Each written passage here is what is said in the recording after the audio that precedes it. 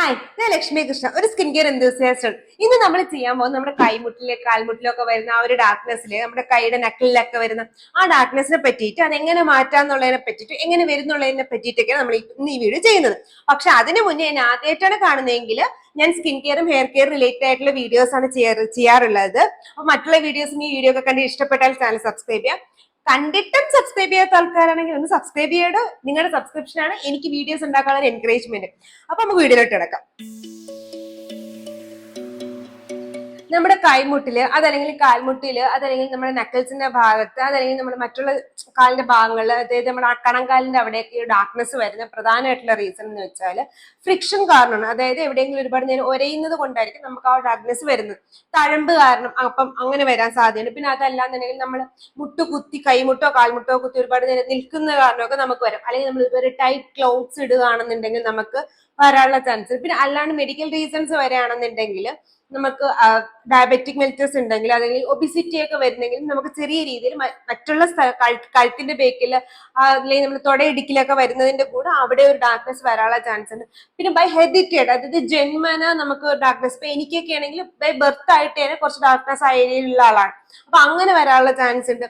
അതല്ലാന്നുണ്ടെങ്കിലും ഇപ്പൊ നമ്മൾ എന്തെങ്കിലും എവിടെയെങ്കിലും ഒക്കെ വീണ് മുറിഞ്ഞിട്ട് വൂണ്ട്, കൈമുട്ടിലും കാൽമുട്ടിലും വൂണ്ട് വരാനുള്ള ചാൻസ് കൂടുതലാണ്. അപ്പൊ വൂണ്ട് കാരണം നമുക്കൊരു ചെറിയ മുറിവിന്റെ പാടുണ്ടായിരിക്കും. ഇപ്പൊ നമ്മൾ പ്രോപ്പർ ആയിട്ട് ആ ഡാർക്ക്നെസ് മാറാനായിട്ടൊന്നും ചെയ്തില്ല, പാട് മാറാനായിട്ടൊന്നും ചെയ്തില്ല, സൺ ഡാമേജ് കാരണം നമുക്കൊരു ഡാർക്ക്നെസ് വരാനുള്ള ചാൻസ് ഒക്കെ കൂടുതലാണ്. അപ്പൊ ഇതിനകത്ത് ഏതാണ് നമുക്കുള്ള, പിന്നെ ചൊറിച്ചില്, നമുക്ക് കൈമുട്ടിലും കാൽമുട്ടും കുറച്ച് ഡ്രൈ സ്കിൻ ആയതുകൊണ്ട് വെച്ചാൽ നമ്മൾ ബോഡി മൊത്തത്തിൽ ഡ്രൈ, പ്രത്യേകിച്ചും കൈമുട്ടിലും കാൽമുട്ടിലും കുറച്ച് ഡ്രൈനെസ് കൂടുതലാണ്, നമുക്ക് അവിടെ ചൊറിച്ചിൽ വരും.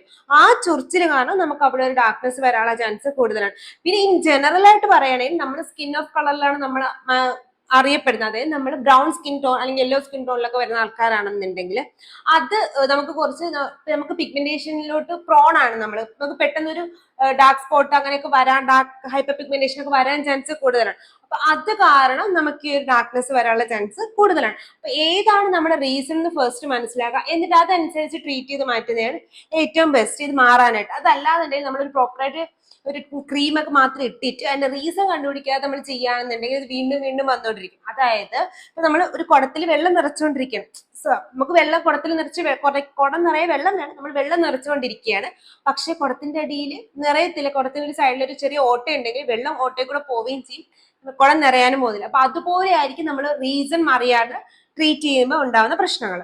അപ്പൊ ഫസ്റ്റ് നിങ്ങൾ എന്തുകൊണ്ടാണ് നിങ്ങൾക്ക് ആ ഡാർക്ക്നെസ് വന്നതെന്ന് മനസ്സിലാക്കണം. ഹെറിഡിറ്റി ആണോ എന്ന് നോക്കണം. അതായത് നിങ്ങളിപ്പോ ഒരുപാട് നേരം എവിടെയെങ്കിലും കൈമുട്ടൊന്നും കുത്തി നിൽക്കുന്ന ആൾക്കാരല്ല, കാൽമുട്ടൊന്നും കുത്തി നിൽക്കുന്ന ആൾക്കാരല്ല, പക്ഷെ നിങ്ങളുടെ അച്ഛനോ അമ്മയ്ക്കോ അല്ലെങ്കിൽ വീട്ടിൽ വേറെ ആർക്കെങ്കിലും ഒക്കെ ഇതുപോലെ ഹൈപ്പർ പിഗ്മെന്റേഷൻ ഉണ്ടെങ്കിൽ നമുക്ക് ആ ഒരു ചാൻസ് കൂടുതലാണ്. പിന്നെ ഒബിസിറ്റി, അതായത് ഓവർ വെയിറ്റ് ഉണ്ടെങ്കിൽ നമുക്ക് അത് അസുഖത്തിന്റെ ഭാഗത്ത് വെച്ച് നമ്മൾ ഓവറായിട്ട് ഫുഡ് മീൻസ് ബൈ നമുക്ക് ഒരുപാട് വിശന്നിട്ട് നമ്മൾ ഓവർ ഫീഡ് ചെയ്യുമ്പോൾ നമുക്ക് ഒബിസിറ്റി വരും നമ്മുടെ ബോഡിയിൽ. ഒബിസിറ്റി കാരണം നമുക്കൊരു സ്കിൻ തിക്നെസ് വരും. അത് കാരണം നമുക്കൊരു ഹൈപ്പർ പിഗ്മെന്റേഷന്റെ ചാൻസ് കൂടുതലാണ്. അതല്ലെങ്കിൽ അക്കാന്തോസിസ് നൈഗ്രിക്കൻസ്, അതായത് നമ്മൾ ഈ എന്താ പറയുന്നത് ഡയബറ്റിക് മെൽറ്റസ് ഉള്ള ആൾക്കാർ, ഷുഗർ ഒക്കെ ഉള്ള ആൾക്കാർക്ക് ഈ ഒരു പാങ്ക്രിയാസിന്റെ ഫംഗ്ഷൻ കാരണം നമുക്ക് സ്കിൻ തിക്നെസ് കൂടും. അത് കാരണം നമുക്കൊരു വെൽവെറ്റി ടെക്സ്റ്റ് വരും. അത് കാരണം ആൾക്കാർക്ക് ചിലപ്പോൾ ഒരു ഡാർക്ക്നെസ് വരാനുള്ള ചാൻസ് കൂടുതലാണ്. ചിലപ്പോൾ നിങ്ങൾ ഒരുപാട് നേരം കൈ, ഇപ്പം സ്കൂളിലോ കോളേജിലോ അല്ലെങ്കിൽ പഠിക്കുന്ന സമയത്തൊക്കെ ആണെങ്കിൽ നമ്മൾ ഒരുപാട് നേരം കൈമുട്ടിയിൽ കുത്തി വെച്ച് ക്ലാസ് പറയുന്നത് ശ്രദ്ധിക്കുമല്ലോ.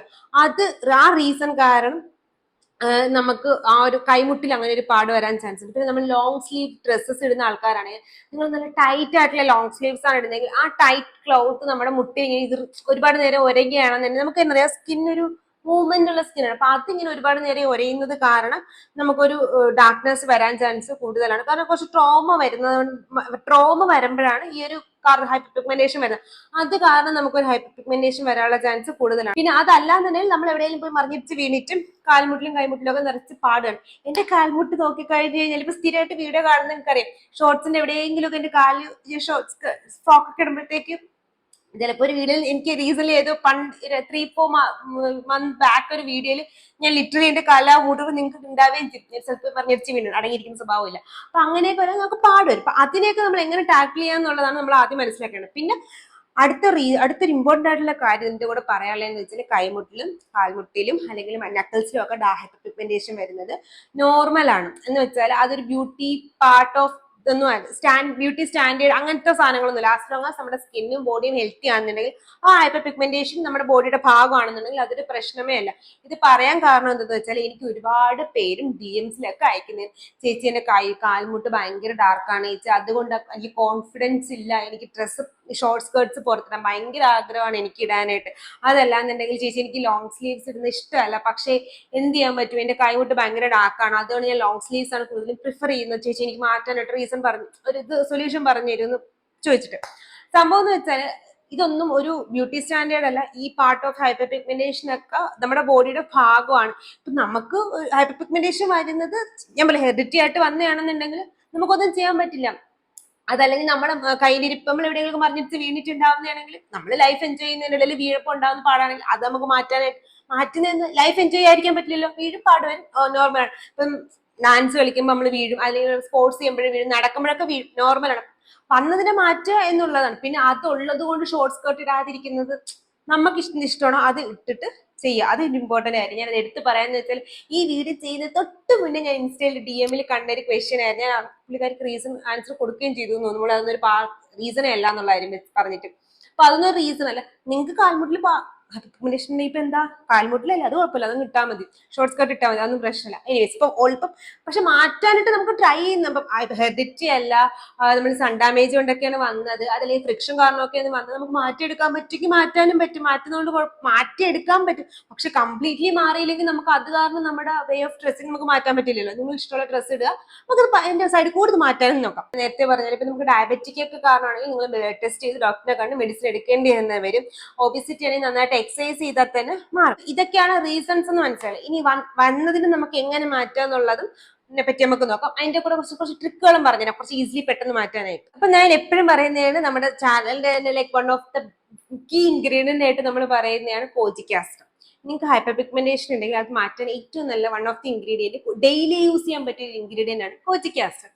എങ്ങനെയാന്ന് വെച്ചാൽ നമ്മൾ ഫേസിൽ യൂസ് ചെയ്യുന്ന കോജിക് ആസിഡ് സിറംസിലെ നമ്മുടെ ഡെർമക്കോയിലും നമ്മുടെ ഡോക്ടർ ഷേറ്റിലൊക്കെ കിട്ടുന്ന, പിന്നെ ഡെർമാടച്ചിലൊക്കെ കിട്ടുന്ന കോജിക് ആസിഡ് സിറം, അത് എടുത്തിട്ട് പതുക്കെ കയ്യിലും കാലിലോട്ടും ഒന്ന് നമുക്ക് എവിടെയാണ് ഹൈപ്പർ പിഗ്മെന്റേഷൻ കൂടുതൽ തോന്നുന്നത് അവിടെ അങ്ങ് ഇട്ട് കഴിഞ്ഞാൽ നമുക്ക് എവിടെയെങ്കിലും ഇടുക, രാവിലെ ഇടുക, രാത്രി ഇടുക. അതിന്റെ കൂടെ നമ്മുടെ മോയ്സ്ചറൈസേഴ്സ് യൂസ് ചെയ്യുമ്പോൾ കോജിക് ആസിഡ് ബേസ് ചെയ്തിട്ടുള്ള മോയ്സ്ചറൈസർ യൂസ് ചെയ്താലും മതി. ഇപ്പൊ എന്തുകൊണ്ട് ഞാൻ അങ്ങനെ മോയ്സ്ചറൈസർ വേണ്ട സെറം യൂസ് ചെയ്യാൻ പറയുന്നതെന്ന് വെച്ചാൽ നമ്മൾ മോയ്സ്ചറൈസേഴ്സിൽ മാക്സിമം പോയാൽ 2% വരെയൊക്കെ കിട്ടത്തുള്ളൂ. മാത്രമല്ല മോയ്സ്ചറൈസറും ഇപ്പൊ ഞാൻ എപ്പോഴും പറയില്ല, നമ്മൾ ക്രീമും സെറവും കമ്പയർ ചെയ്യുമ്പോഴത്തേക്ക് സെറമാണ് കുറച്ചുകൂടെ ഡീപ്പായിട്ട് പെനിട്രേറ്റ് ചെയ്യുന്നത്, റിസൾട്ട് കുറച്ച് ഫാസ്റ്റിലേക്ക് കിട്ടുന്നത്. അതുകൊണ്ട് നമുക്ക് സെറംസ് യൂസ് ചെയ്യാം. സെറം യൂസ് ചെയ്യാന്നുണ്ടെങ്കിൽ നമുക്ക് കുറച്ച് ഈസിലി ഫാസ്റ്റ് ആയിട്ട് റിസൾട്ട് കിട്ടും. അതാണ് ഞാൻ കുറച്ച് ട്രിക്കുകൾ പറഞ്ഞുതരാന്ന് പറയും. അപ്പൊ നമ്മൾ അങ്ങനെ ഒന്നുകിൽ കോജിക് ആസിഡ് യൂസ് ചെയ്യാം, അതല്ലെങ്കിൽ നമുക്ക് ട്രാൻഎക്സാമിക് ആസിഡ് യൂസ് ചെയ്യാം, ഫിക്സ്ഡെർമയിലുണ്ട്, മിനിമലിസ്റ്റിലുണ്ട്, അതല്ലെങ്കിൽ ആൽഫ ആർബിറ്റിൻ യൂസ് ചെയ്യാം. അത് നമുക്ക് ഡെർമക്കോയിൽ തന്നെ ആൽഫ ആർബിറ്റിൻ ഉണ്ട്, മിനിമലിസ്റ്റിലുണ്ട് ആൽഫ ആർബിറ്റിൻ, ഡോക്ടർ ഷെയ്ത്തിലുണ്ട് ആൽഫ ആർബിറ്റിൻ. അതല്ലാന്നുണ്ടെങ്കിൽ നിങ്ങൾക്ക് അസലിക് ആസിഡ് ട്രൈ ചെയ്ത് നോക്കാം. അസിഡം എന്നുള്ളത് ക്രീം കിട്ടും, അല്ലെങ്കിൽ പ്ലമ്മിൽ അസലിക് ആസിഡ് കിട്ടും. ഇത് ഏതെങ്കിലും ഒരു സാധനം വാങ്ങിച്ചിട്ട് നമുക്ക് കാൽമുട്ടിലും കാൽമുട്ടിലും എവിടെയാണോ നിങ്ങൾക്ക് ഹൈപ്പർ പിഗ്മെന്റേഷൻ തോന്നുന്നത് അവിടെ ഇടുക. ഇത് നിങ്ങൾ ഡെയിലി 2 ടൈംസ് ഇടുക. അതിന്റെ കൂടെ നിങ്ങൾ വീക്കിലി 3 പ്രാവശ്യം ഗ്ലൈക്കോളിക് ആസിഡ് ടോണറോ അതല്ലെങ്കിൽ ഗ്ലൈക്കോസിക്സ് ക്രീമോ വാങ്ങിയിട്ട് നിങ്ങളുടെ എവിടെയൊക്കെയാണ് ഹൈപ്പർ പിഗ്മെന്റേഷൻ ഉള്ളത് അവിടെ ഒന്ന് അപ്ലൈ ചെയ്യാനായിട്ടും ശ്രദ്ധിക്കുക. അതിന്റെ കൂടെ നിങ്ങൾ 2 ആഴ്ചയിൽ ഒരിക്കൽ നൈറ്റില് ആ ഭാഗത്ത് കെമിക്കൽ പീൽസ് ഇല്ലേ, അത് നമ്മൾ സ്ട്രോങ് ആയിട്ടുള്ള കെമിക്കൽ പീൽ കൈമുട്ടിലും കാൽമുട്ടിലും യൂസ് ചെയ്താൽ കുഴപ്പമില്ല. ഫേസിനേക്കാളും കുറച്ചുകൂടെ തിക്കായിട്ടുള്ള സ്കിന്നില്ലേ, അപ്പൊ അത്ര കൂടുതൽ വാങ്ങിച്ചാലും കുഴപ്പമില്ല. പക്ഷെ നിങ്ങൾ ഈ വീക്കിലി 2 ആഴ്ചയിൽ ഒരിക്കലാണ് ഈ കെമിക്കൽ പീൽ യൂസ് ചെയ്യുന്നതെന്നുണ്ടെങ്കിൽ ആ ദിവസങ്ങൾ അതിന്റെ അടുത്തുള്ള ദിവസങ്ങളൊന്നും ഗ്ലൈക്കോളിക് ആസിഡ് യൂസ് ചെയ്യാൻ പാടില്ല. അപ്പൊ ഗ്ലൈക്കോളിക് ആസിഡ് യൂസ് ചെയ്യുന്ന കെമിക്കൽ പീൽ യൂസ് ചെയ്യുന്ന ആഴ്ചയിൽ ആ വീക്കിൽ 2 പ്രാവശ്യം ഗ്ലൈക്കോളിക് ആസിഡ് യൂസ് ചെയ്താൽ മതി. അല്ലാത്ത വീക്കിൽ 3 പ്രാവശ്യം യൂസ് ചെയ്യാം. കെമിക്കൽ പീൽ യൂസ് ചെയ്യുന്ന ആഴ്ച 2 പ്രാവശ്യം ഗ്ലൈക്കോളിക് ആസിഡ് നൈറ്റിൽ യൂസ് ചെയ്യാം. അത് മാത്രമല്ല, ഇത്രയും ചെയ്തതിന്റെ കൂടെ നിങ്ങൾ പുറത്തിറങ്ങുമ്പോഴത്തേക്ക് മാക്സിമം അത്രയും കൈമുട്ടും കാൽമുട്ടും ഒക്കെ എക്സ്പോസ് ആയിരിക്കുന്നുണ്ടെങ്കിൽ സൺസ്ക്രീൻ അപ്ലൈ ചെയ്യാനും ശ്രദ്ധിക്കാം. ഇനി അടുത്ത ഇമ്പോർട്ടന്റ് ആയിട്ടുള്ള കാര്യം, നിങ്ങൾ ഈ സെറം മാത്രം അപ്ലൈ ചെയ്യരുത്. നല്ലൊരു ബോഡി മോയ്സ്ചറൈസർ നിങ്ങളുടെ സ്കിന്നിന് പറ്റിയത്, ഇപ്പൊ ഡ്രൈ സ്കിൻ ആണോ അങ്ങനെയൊക്കെ ഉണ്ടെങ്കിൽ അങ്ങനത്തെ ഒരു ബോഡി മോയ്സ്ചറൈസർ കൂടി യൂസ് ചെയ്യാം. കുറച്ചുകൂടി നമ്മൾ ലാക്ടിക് ആസിഡ് ബോഡി മോയ്സ്ചറൈസർ സുഗന്ധയിലൊക്കെ കിട്ടും. അതൊക്കെയാണ് ട്രൈ ചെയ്ത് നോക്കുന്നതെന്നുണ്ടെങ്കിൽ നമുക്ക് കുറച്ച് ഡെയിലി എക്സ്ഫോളിയേഷനും നടക്കും, അതിന്റെ കൂടെ പിഗ്മെന്റേഷൻ മാറാനും പറ്റും. അപ്പം ഓവർ എക്സ്ഫോളിയേഷൻ നടക്കത്തില്ല, അത്രേ ഉള്ളൂ. പക്ഷേ ശ്രദ്ധിക്കുക, നമ്മൾ ഗ്ലൈക്കോളിക് ആസിഡ് യൂസ് ചെയ്യുന്ന ദിവസം ആ ഭാഗത്ത് ലാക്ടിക് ആസിഡ് മോയ്സ്ചറൈസർ യൂസ് ചെയ്യാതെ നമ്മുടെ ഫേസ് മോയ്സ്ചറൈസർ ഇല്ലേ അത് യൂസ് ചെയ്യുന്നതുകൊണ്ട് കുഴപ്പമില്ല. എവിടെയാണ് ഹൈപ്പർ പിഗ്മെന്റേഷൻ ഉള്ളത് ആ ഭാഗത്ത് മാത്രം നിങ്ങൾ ഗ്ലൈക്കോളിക് ആസിഡ് യൂസ് ചെയ്യുക. അന്ന് അതേ ദിവസം നമുക്ക് ഫേസിൽ യൂസ് ചെയ്യുന്ന മോയ്സ്ചറൈസർ കാലുമുട്ടിൽ യൂസ് ചെയ്താലും കുഴപ്പമില്ല. ബാക്കി ഭാഗത്ത് നിങ്ങൾ ലാക്ടിക് ആസിഡ് യൂസ് ചെയ്താൽ കുഴപ്പമില്ല. കാര്യം എന്ന് വെച്ചാൽ നമ്മൾ ഗ്ലൈക്കോളിക് ആസിഡും ലാക്ടിക് ആസിഡും ഒരുമിച്ച് സെപ്പറേറ്റ് ബോട്ടിലുള്ള സാധനങ്ങൾ ഒരുമിച്ച് യൂസ് ചെയ്താൽ ചിലപ്പോൾ നമ്മുടെ സ്കിൻ പെട്ടെന്ന് പീൽ ആവാനുള്ള ചാൻസ് ഉണ്ട്. എനിക്ക് പണി കിട്ടിയതാണ്, അതുകൊണ്ടാണ് ഞാൻ പറയുന്നത്. അപ്പൊ അങ്ങനെ ഇപ്പൊ ഞാൻ വിചാരിച്ചു കാൽമുട്ടിലല്ലേ പ്രശ്നം ഉണ്ടാവില്ല, ഉണ്ടാവും എന്നറിയാം, എന്നാലും ഞാൻ വിചാരിച്ച പ്രശ്നം ഉണ്ട്. അപ്പൊ എനിക്ക് ലിറ്ററലി പീലിംഗ് കാണിച്ചു സ്കിന്നിൽ, അതുകൊണ്ടാണ് അത് വേണ്ടാന്ന് പറഞ്ഞത്. അപ്പൊ അങ്ങനെ ഒന്ന് ട്രൈ ചെയ്ത് നോക്കിയാൽ നിങ്ങൾക്ക് ഒരു പരിധി വരെ നമ്മുടെ ആ ഒരു ഹൈപ്പർ പിഗ്മെന്റേഷൻ മാറാനായിട്ട് പറ്റും. ഇനി നമ്മുടെ നട്ടൽസിലെ കായിയുടെ ഒരു ഭാഗം, അവിടെ വരുന്ന ഡാർക്ക്നെസ് എങ്ങനെ മാറ്റാം?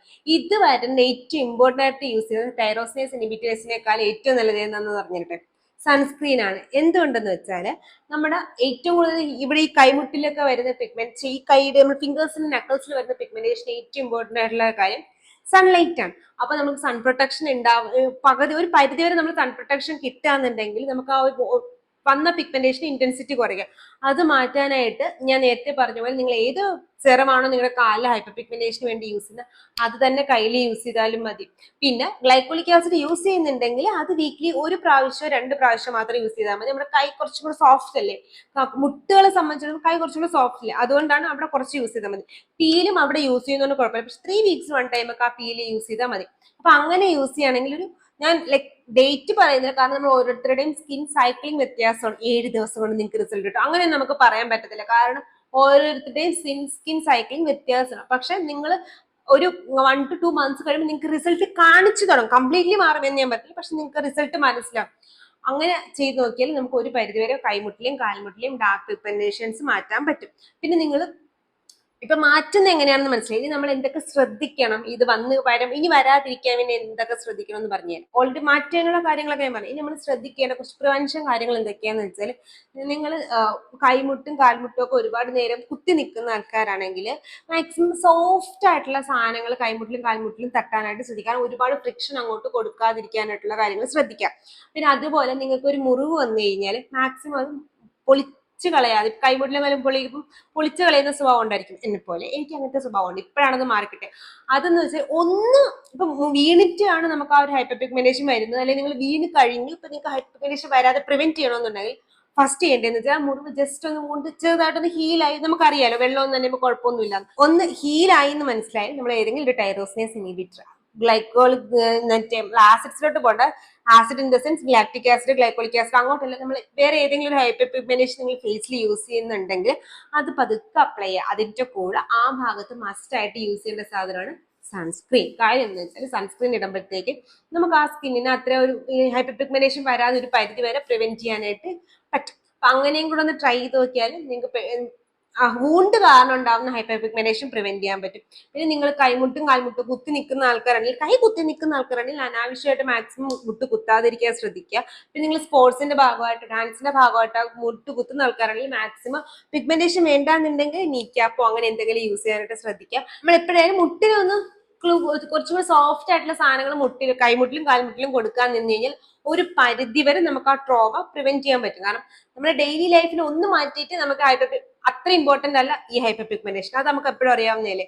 അപ്പോൾ നമുക്ക് ജസ്റ്റ് സോഫ്റ്റ് ആയിട്ടുള്ള ക്ലോത്തോ അങ്ങനെ എന്തെങ്കിലും കൊടുത്തു കഴിഞ്ഞാൽ ആ ഒരു ട്രോമ വരാതിരിക്കും. അത് കാരണം നമ്മൾ ഹൈപ്പർ പിഗ്മെന്റേഷൻ കുറയും. പിന്നെ നമ്മൾ ഓൾറെഡി മാറാനുള്ള കാര്യങ്ങൾ ചെയ്യുകയാണല്ലോ, പിന്നെ നന്നായിട്ട് കുറയും ചെയ്യും. അപ്പൊ അങ്ങനെയൊക്കെ ഒന്ന് ഒന്ന് ശ്രദ്ധിച്ച് ട്രീറ്റ് ചെയ്ത് കഴിഞ്ഞാൽ നമുക്ക് മാറ്റാൻ കിട്ടും.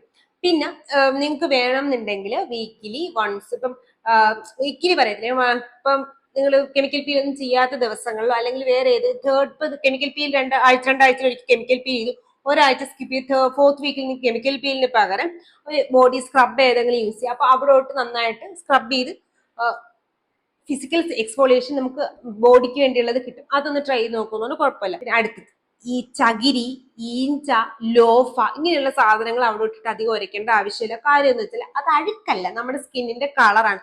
അത് നിങ്ങൾ സ്കിന്നിന്റെ നാച്ചുറൽ കളർ നമ്മൾ എത്ര വരച്ചാലും പോകത്തില്ലല്ലോ, മുറിയത്തല്ലേ ഉള്ളൂ. അപ്പൊ നിങ്ങൾ വീണ്ടും ഈഞ്ച, ചകിരി, ലോഫ പോലെയുള്ള സാധനങ്ങൾ ഇട്ട് വീണ്ടും അവിടോട്ട് ഉരയ്ക്കുമ്പോഴത്തേക്ക് ഉണ്ടാവുന്ന എന്തെന്ന് വെച്ചാൽ അവിടെ വീണ്ടും നിങ്ങൾ ട്രോമ കൊടുക്കുകയാണ്, നിങ്ങൾക്ക് ഹൈപ്പർ പിഗ്മെന്റേഷൻ കൊടുക്കും. അതുപോലെ മിക്സ് സ്റ്റോൺ ഒക്കെ മുട്ടിൽ ഉരയ്ക്കുന്ന ഞാൻ കണ്ടിട്ടുണ്ട്. തീർത്തും അതൊന്നും അങ്ങോട്ട് ഉരയ്ക്കലും മുറിയുന്നതിനപ്പുറം അവിടെ ഉണ്ടാവുന്നത് നിങ്ങൾക്ക് അവിടെ നിങ്ങൾ ട്രോമ കൊടുക്കുന്നതാണ്. പിന്നെ നമ്മളെ സോഡ, ടൂത്ത് പേസ്റ്റ്, ലെമൺ ഈ സാധനങ്ങളൊക്കെ ഇട്ടിട്ട് ഉരയ്ക്കുന്ന സ്വഭാവങ്ങളുണ്ടല്ലോ, അതും അങ്ങോട്ട് വേണ്ട. ഇതെല്ലാം ഈ നിങ്ങൾ ഹൈപ്പർ പിഗ്മെന്റേഷൻ ഇന്റൻസിറ്റി കൂട്ടാനാണ് ചാൻസ്. പിന്നെ നമുക്ക് ടാനിങ് ഒക്കെ ആണല്ലേ നിങ്ങൾ കടലമാവോ നല്ല ഗ്രൗണ്ട് ലൈക്ക് പൊട്ടി എന്ന് പറയുന്നത് ആ പൊടിയിലുള്ള കടലമാവും മാസ്ക് ആയിട്ടൊക്കെ ഇടുന്ന അങ്ങനെയൊക്കെയുള്ള സാധനങ്ങൾ കുളിക്കുന്നതിന് മുന്നേ ജസ്റ്റ് ഒന്ന് സ്ക്രബ് ചെയ്ത് കഴിഞ്ഞാൽ നമുക്ക് ഒരു പരിധിവരെ റിസൾട്ട് കിട്ടും. പിന്നെ എക്സ്ട്രീംലി ഡ്രൈ സ്കിൻ ആയിട്ടാണ് നിങ്ങൾക്ക് ആ ഒരു ഹൈപ്പർ പിഗ്മെന്റേഷൻ ഒക്കെ വന്നതെന്ന് നിങ്ങൾക്ക് തോന്നുന്നുണ്ടെങ്കിൽ നിങ്ങൾ പ്രീ ഓയിൽ ചെയ്താൽ നമ്മൾ സാധാരണ കോക്കനട്ട് ഓയിൽ ആ ഭാഗത്ത് നന്നായിട്ട് തേച്ചിട്ട് കുളിക്കുന്നതുകൊണ്ടും തെറ്റില്ല. മുതുകത്ത് കുരുള്ള ആൾക്കാർ മുതുകത്തോട്ട് പോകേണ്ട നിങ്ങളുടെ കൈമുട്ടിലും കാൽമുട്ടിലും ഒക്കെ ഡ്രൈനെസ് ഉള്ള സ്ഥലങ്ങളിൽ മാത്രം ഒന്ന് കോക്കനട്ട് ഓയിലോ അല്ലെങ്കിൽ ഏതെങ്കിലും ഒരു പ്രീ ഓയിൽ ചെയ്യുന്നുണ്ട്, പൊളിക്കുന്നതിന് മുന്നേ പ്രീ ഓയിൽ ചെയ്യുന്നുണ്ട്, കുഴപ്പമില്ല. അപ്പൊ ഇങ്ങനെയൊക്കെ കുറച്ച് കാര്യങ്ങൾ നമ്മൾ ശ്രദ്ധിച്ചു കഴിഞ്ഞാൽ നമുക്ക് ഹൈപ്പർ പിഗ്മെന്റേഷൻ വരാതിരിക്കാനും പറ്റും, വന്നത് മാറ്റിയെടുക്കാനും പറ്റും. DAVക്ക് വേണ്ടിയാണ് ഞാൻ കടലമാവും അതുപോലെ അരിപ്പൊടിയൊക്കെ പറഞ്ഞത്. പക്ഷെ അതെല്ലാം ഗ്രൗണ്ട് ഫോമിലാണ്. അരിപ്പൊടി ആണെങ്കിൽ അപ്പത്തിന്റെ അരിപ്പൊടിയില്ലേ, പൊടിയില് അതെടുത്തിട്ടോ കുഴപ്പമില്ല. അതല്ലാണ്ട് നമ്മളല്ലാണ്ട് തരിതരിയായിട്ടിരിക്കുന്ന അരിപ്പൊടിയില്ല, അത് വേണ്ട. അതുപോലെ തന്നെ നമ്മുടെ കടലമാവും ഗ്രൗണ്ട് ഫോമിൽ. പിന്നുള്ളത് പയറുപൊടി ലിറ്ററലി ഗ്രൗണ്ട് ഫോം, നമുക്ക് തൊടുമ്പോ പൊടിയായിരിക്കണം, അതിനകത്ത് ഒരു തരി പോലും ഉണ്ടാവാൻ പാടില്ല. അതിട്ട് സ്ക്രബ് ചെയ്ത് കഴിഞ്ഞാൽ കുഴപ്പമില്ല. അതല്ല കോഫി പൗഡർ യൂസ് ചെയ്താൽ ഹൈപ്പർ പിഗ്മെന്റേഷൻ പോകത്തില്ല. അരിപ്പൊടിയുടെ ഒക്കെ ഉപയോഗം തന്നെയാണ്, ജസ്റ്റ് ഒരു ഫിസിക്കൽ എക്സ്പോളേഷൻ അത്രയേ ഉള്ളൂ. അതല്ലാണ്ട് കോഫി സ്ക്രബ് ഇട്ടതുകൊണ്ട് ആ ഭാഗങ്ങളിലുള്ള നിങ്ങൾക്ക് ബ്രൈറ്റ്നസ് ഒന്നും കിട്ടാൻ പോകില്ല. ഈവൻ ദോ നമ്മുടെ കോഫി എന്നുള്ളത് കഫൈൻ ആണ് ഈ സ്കിൻ കെയറിൽ യൂസ് ചെയ്യുന്നത്. ഈ കഫൈൻ നമുക്ക് ഡീപഫിങ്, അതായത് എന്തെങ്കിലുമൊക്കെ ഇൻഫ്ലമേഷൻ ഉണ്ടെങ്കിൽ അതൊക്കെ മാറ്റാൻ, നമ്മുടെ കണ്ണിലടിയിലുള്ള പഫ്നെസ് ഒക്കെ മാറ്റാനാണ് കഫൈൻ യൂസ് ചെയ്യുന്നത്. ഒരിക്കലും നമുക്ക് ഒരു ബ്രൈറ്റ്നെസ് കിട്ടത്തില്ല. ഇപ്പൊ ആൾക്കാർ പറയും ഞാൻ കോഫി പൗഡർ യൂസ് ചെയ്തപ്പോ എന്റെ സ്കിൻ ബ്രൈറ്റ് ആയാലും, എന്റെ സ്കിന്നും ബ്രൈറ്റ് ആയിട്ടുണ്ട്. അവിടെ നടക്കുന്ന ഒരു ഫിസിക്കൽ എക്സ്ഫോളിയേഷൻ ആണ്. നമ്മുടെ ഫേസിൽ അതിന്റെ ആവശ്യമില്ല. ഞാൻ എപ്പോഴും പറയാറുള്ളതാണ്, നമ്മൾ മുട്ടിൽ ചെയ്യുമ്പോഴും ഫിസിക്കൽ എക്സ്പോളേഷൻ നടക്കും. ചെറിയ രീതിയിലൊരു പിന്നെ നമ്മുടെ സ്കിന്നിന് ഫേസിന് അത്രയും സോഫ്റ്റ് അല്ലല്ലോ നമ്മുടെ മുട്ടില്. അപ്പൊ അധികം മൈക്രോ ടിയർ ഒന്നും വരാത്തതുകൊണ്ട് ഒരു ഫിസിക്കൽ എക്സ്പോളേഷൻ ആയിട്ട് യൂസ് ചെയ്യും. അതിപ്പോ നിങ്ങൾ കോഫി സ്ക്രബ് യൂസ് ചെയ്താലും അരിപ്പൊടി യൂസ് ചെയ്താലും കടലമാവ് യൂസ് ചെയ്താലും പയറുപൊടി യൂസ് ചെയ്താലും ഒരേ എഫക്റ്റ് ആണ്. അപ്പൊ നിങ്ങൾക്ക് ഏതെങ്കിലും ഒന്ന് സെലക്ട് ചെയ്യാം. പക്ഷെ ടൂത്ത് പേസ്റ്റ്, സോഡാപ്പൊടി അങ്ങനത്തെ സാധനങ്ങളിലോ പിന്നെ ലെമൺ ഇതിനോടൊക്കെ ടെറ്റാ ബൈബൈ പറയും. ആപ്പിൾ സൈഡർ വിനീഗർ നമുക്ക് വേണ്ടാത്ത സാധനമാണ്, ടെറ്റാ ബൈബൈ പറഞ്ഞു കഴിഞ്ഞാൽ മതി. ഇത്രയൊക്കെ ഒന്ന് ശ്രദ്ധിക്കണേ നമുക്ക് ഹൈപ്പർ പിഗ്മെന്റേഷൻ കൈമുട്ടിലെയും കാൽമുട്ടിലെയും കൈയുടെ നക്കിൾസിലേക്ക് മാറ്റിയെടുക്കാനായിട്ട് പറ്റും. അപ്പൊ ഇന്നത്തെ വീഡിയോ കൈമുട്ടിലെയും കാൽമുട്ടിലെയും പിന്നെ കൈയുടെ നക്കിൾസിലേക്ക് ഹൈപ്പർ പിഗ്മെന്റേഷൻ എങ്ങനെ മാറ്റാന്നുള്ളതിനെ പറ്റിയിട്ടായിരുന്നു. ഞാൻ നേരത്തെ പറഞ്ഞു പോയി, ഇതൊന്നും നമ്മുടെ ഒരു ബ്യൂട്ടി സ്റ്റാൻഡേർഡും അല്ല. ഇതുള്ളത് കൊണ്ട് നമ്മൾ ഇടുന്ന ഡ്രസ്സുകളിൽ ഒരു ലിമിറ്റേഷൻ വരുത്തേണ്ട ആവശ്യമില്ല. അപ്പൊ അതൊന്ന് ശ്രദ്ധിക്കുക. പിന്നെ ഇതിനെപ്പറ്റി ഞാൻ ഓൾറെഡി വേറെ വീഡിയോ ചെയ്തിട്ടുണ്ട്, ഐക്കാർഡ് കൊടുക്കാൻ കണ്ടു നോക്കാം. ഇപ്പൊ സബ്സ്ക്രൈബ് ചെയ്യാത്ത ആൾക്കാർ വീണ്ടും വീഡിയോ കണ്ടാണെന്നുണ്ടെങ്കിൽ മറ്റുള്ള വീഡിയോസും കൂടെ കണ്ടിട്ട് ചാനൽ ഇഷ്ടപ്പെട്ടാൽ സബ്സ്ക്രൈബ് ചെയ്യുക, മറ്റുള്ള ആൾക്കാർക്ക് ഷെയർ ചെയ്യാൻ മറക്കണ്ട. സബ്സ്ക്രൈബ് ചെയ്യാത്ത കണ്ടിട്ട് സബ്സ്ക്രൈബ് ചെയ്യാത്ത ആൾക്കാരാണെങ്കിൽ സബ്സ്ക്രൈബ് ചെയ്തതിനെ പറ്റി ഒന്ന് ആലോചിക്കുക. അപ്പൊ ഇതുപോലത്തെ വീഡിയോ ആയിട്ട് ട്യൂസ്ഡേയും തേഴ്സ്ഡേയും സൺഡേസിലും ഞാൻ വരുന്നവർ. It's Lakshmi signing off. Tata.